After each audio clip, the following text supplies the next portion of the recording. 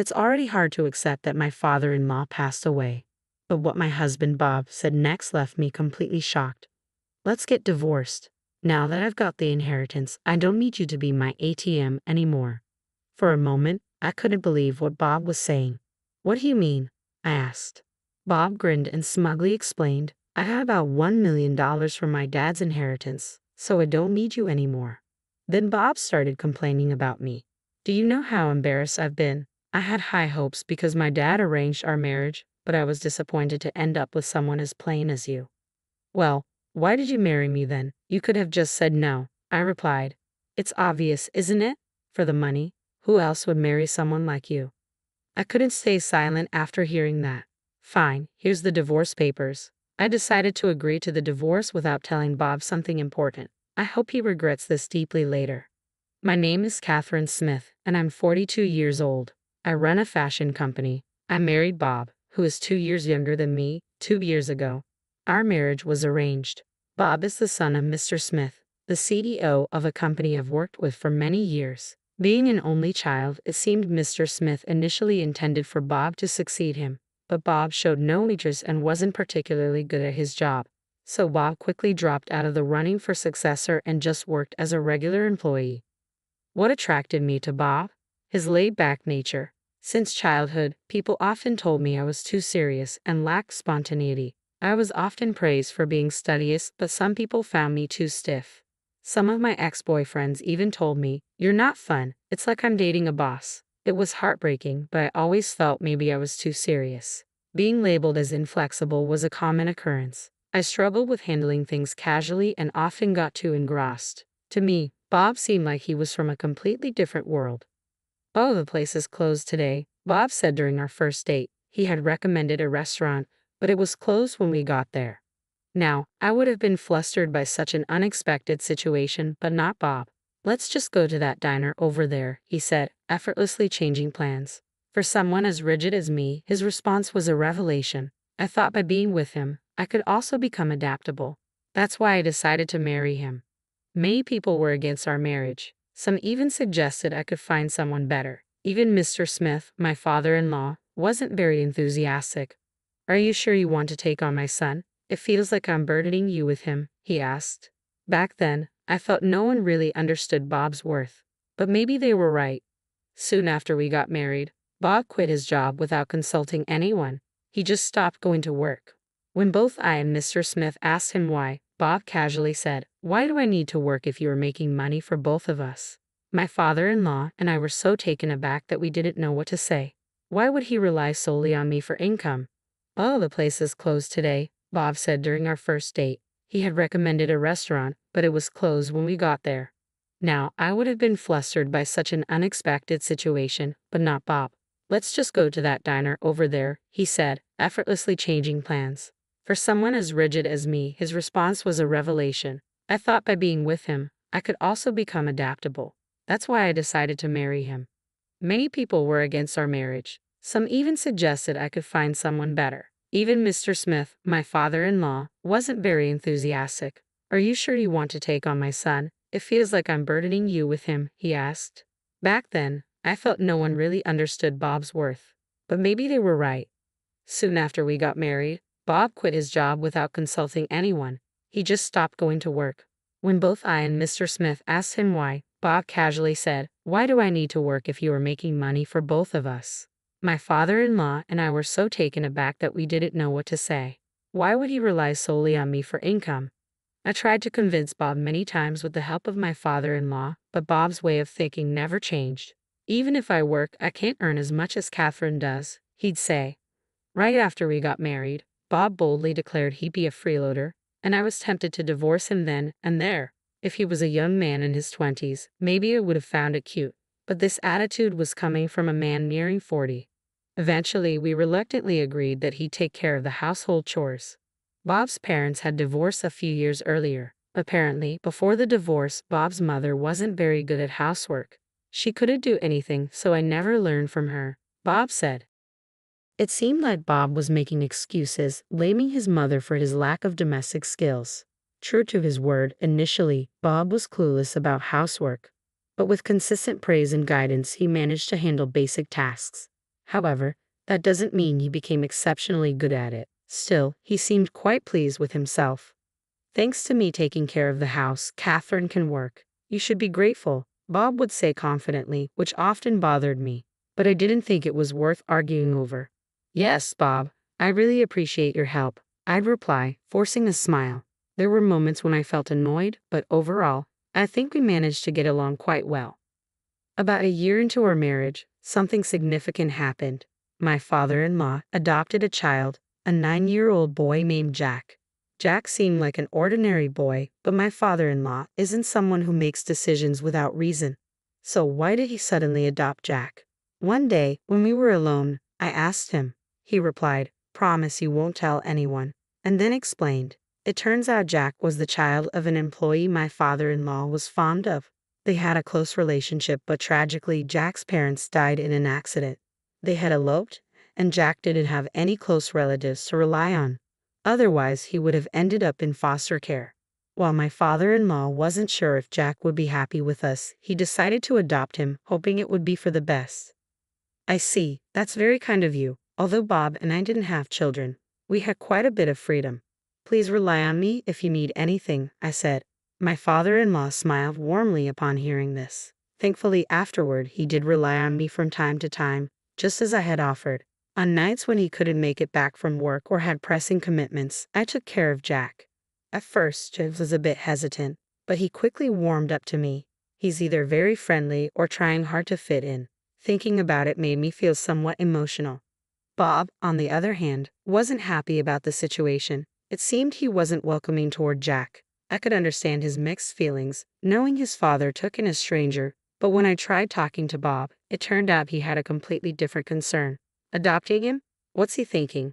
This is going to cut into my inheritance. I was hoping to get everything, he said. I couldn't believe my ears. Bob wasn't conflicted about Jack, he was worried about the inheritance. I'm going to talk to Dad about this. I'm not cool with it.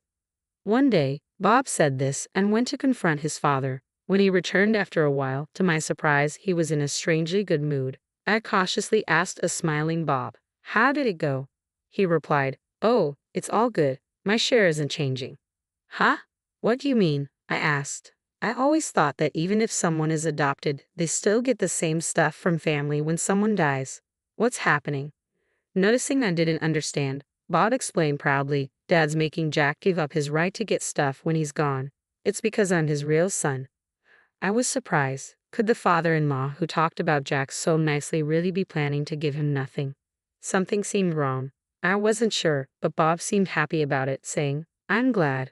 Well, if my father-in-law says so, there must be a reason. Anyway, he's still young. We won't deal with his stuff for a long time. Maybe I'd divorce Bob before then, who knows?" I was thinking about this casually, but things changed quickly. A year later, my father-in-law had an accident and didn't come back. I didn't expect to lose him so soon. I knew him longer than I knew Bob. He was a good man in his job and at home. Hearing the news was sad. I couldn't stop crying, feeling a deep sense of loss. My eyes were swollen, and my head hurt, but I made myself get ready for the funeral. Bob was supposed to be the one mourning the most, but he seemed distant, like he wasn't really feeling it. His dad had died suddenly. Maybe he was so shocked he couldn't believe it was happening. So, I took charge to organize everything for my father-in-law's farewell since Bob seemed distant. During the funeral, I held back my tears as best I could, but the hardest part was seeing Jack cry. Bob, on the other hand, didn't shed a tear. I found it strange. Instead of being sad, he seemed fidgety or even happy. Later, I figured out why. "Bob, something seems off with you. Aren't you sad about your dad?" I wanted to express my worry about his lack of tears, but his response surprised me. "Oh, I'm definitely sad, but I'm also kind of excited." "Oops, I guess I let that slip, huh?" He chuckled. "Come on, Catherine, Dad was the CEO, right? He must have left a lot of money. How much do you think he left behind?" I thought Bob was just lost in thought, but from before the funeral until now, he hadn't shown any grief for his father. He was smiling, thinking about the money he'd inherit. "What's gotten into you?" I exclaimed. "Well, think about it. We're divorced, and my mom isn't getting any of it. I'm his only real child. Jack, being adopted, won't get any inheritance, so it's all mine. You think I can't be happy about that?" Bob had a smirk like he was about to burst into laughter any second. Seeing him like that made me want to slap him. That's how happy he looked. He was genuinely delighted deep down that my father-in-law had passed away. I can't believe it. Say whatever you want, I said, feeling like leaving right away. But before that, I had to talk to Bob about Jack. Since my father-in-law was gone, I'd asked Bob to let Jack stay with us for a while. If not, Jack might end up in foster care. I wanted to raise him myself. Jack, you're okay with taking him in? Bob surprisingly agreed. He smiled. Sure, Catherine. What you do has nothing to do with me anymore. Then he handed me a piece of paper. It was green, a divorce paper. What's this? I asked, confused. Let's get a divorce. Now that I've got the inheritance, I don't need my personal ATM anymore, Bob said coldly. For a moment, I couldn't grasp what Bob meant. Did he just call me an ATM and say I'm not needed anymore? What do you mean? I asked. Bob smirked proudly and told me I got around $1 million from my dad's inheritance, so I don't need you anymore. With this much, I don't have to work, I don't have to please you, and I don't have to bother with chores. Isn't it great? Bob exaggerated his excitement with big gestures. I was deeply shocked by Bob's behavior. The inheritance was money that came after my father-in-law's death, but Bob acted like he hit the jackpot. He didn't seem to mourn or remember my father-in-law at all. He was genuinely happy. But money can change people. It's common for folks to act differently after coming into a lot of money. Maybe Bob's just getting carried away by the huge sum. Calm down, Bob. Let's talk about this, I said, placing my hand on his shoulder. Bob shrugged off my hand and yelled at me angrily. Shut up, you boring woman. I only married you because my dad introduced us and you were a CEO. But I always felt suffocated with you. It's been hard for me. Bob went on, listing his complaints against me. I was so disappointed when I expected someone better from the arranged date my dad set up, but then ended up with someone plain like you, he continued. If that's how you felt, you could have just said no to the marriage. I never forced you or begged you to marry me, I shot back. I couldn't accept being painted as the villain. So why did you marry me then? If you didn't want to, you could have declined. It's obvious, for the money. Who else would marry someone like you? Bob mocked, laughing at me. Basically, he married me for my wealth, he admitted. It's been a while, so I guess it's safe to say. Bob started, revealing a shocking fact. I had a significant debt. My dad said if I changed my ways and devoted myself to you, he would pay it off. So of course, I would marry you. It meant he never loved me. He just married me for the money. Well, it wasn't fun, but thanks to you, I was saved. Thanks a lot. Seeing Bob laughing so cruelly, I made up my mind. I didn't know this man anymore. I decided not to give him the advice I had planned and started filling out the divorce papers without hesitation. Bob, who had been pushing for the divorce, seemed a bit surprised to see this. Hey, are you thinking of getting a divorce now? Fine, here's the divorce papers, I said after writing them, feeling a sense of accomplishment. Now we were total strangers. Yeah, whatever happens now doesn't concern the other. You can live with that kid, Jack, and I can hang out with younger women. We're free. Bob was ecstatic. From what I could see, he hadn't cheated during our marriage, which surprised me. I never suspected it, but that was interesting. Bob, if you were this happy about it, you should have divorced sooner. I had my reasons. I wanted the money. Bob carelessly stuffed the divorce papers into his bag and left the house in a hurry. I didn't feel right staying in the house where I'd lived with Bob. I thought about starting fresh somewhere new with Jack. It seemed like a good time to sell the house and move. I wanted to live close to my parents' place. I think it would help both Jack and me. Jack would have to change schools, but he said that's okay. It's a bit sad, but now we can look for a new place without any reservations. Finding a new place was a bit tricky, but after thinking it over, I made a decision. What mattered most were the short distance to my parents' place and the great location. It's expensive, but considering Jack, I believe it's the best option out there. Jack came along to see the property, and his eyes sparkled at the sight of the luxurious house. It's spacious and beautifully decorated, with lots of storage space, which was important to me. Surprisingly, it even has a pool. I didn't really need one, but seeing Jack so excited made it worth it. Wow, this is amazing, Jack exclaimed.